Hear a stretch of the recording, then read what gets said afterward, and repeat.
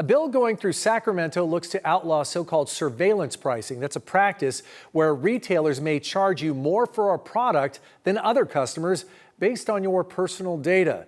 Critics call it digital exploitation, and while you might think it's unfair, not everyone is backing the effort to stop it. News 8's Richard Allen is here to explain. Richard? Hello, that's right. Most shoppers have no idea when they're the target of surveillance pricing. When a retailer uses personal information like a customer's location, browsing history, or past purchases to set a price for a product. Now, this can mean different prices for the same thing. A practice that San Diego Assemblymember Chris Ward says has to end.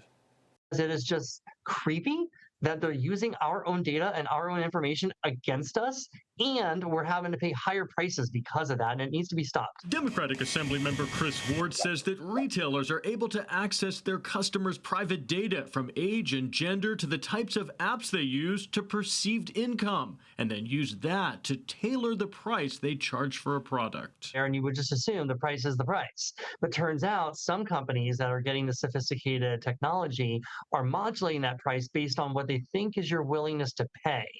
And that's discriminatory. You are paying more than somebody else is. Ward has introduced legislation which has already been passed by the state assembly that would ban this practice in California. Enforced through district attorneys and the state attorney general, retailers proven to be using surveillance pricing would be slapped with fines. The penalties would conform to the existing penalties under the unfair competition law, which are $2,000 per violation and probably a lot of public shaming. Not everyone's on board with this legislation, including Republican Assemblymember Carl DeMaio from San Diego. I think this bill, while well-intentioned, just adds so many onerous regulations that can be hurtful to consumers and businesses alike. One of the most vocal critics of AB 2564 is the California Retailers Association. Retailers are constantly searching for ways to reach consumers with incentives that matter, which is a win-win for consumers and retailers.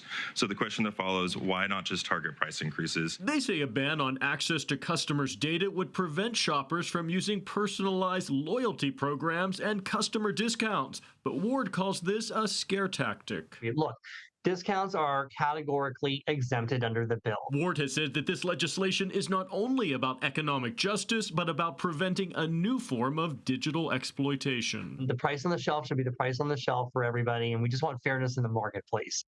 But time is running out. Now, this bill will expire by the end of the month if lawmakers don't pass it and send it to Governor Newsom for his signature. And while it already has the support of the full assembly, it still needs the approval of the state Senate. This surveillance pricing practice, this isn't something that just happens in California. So have any other states taken action on this? They have, in the past few years. So California wouldn't be the first in the nation on this one, as we often are. So about 30 states right now have at least some form of legislation in the works. At least 3 states, Maryland, Connecticut, and New Jersey, have actually passed laws. Maryland was the first banning the practice of surveillance pricing. We'll see if this one makes it through. We'll see. Thanks, Richard. Thank you. It's kind of creepy. It is. Thanks.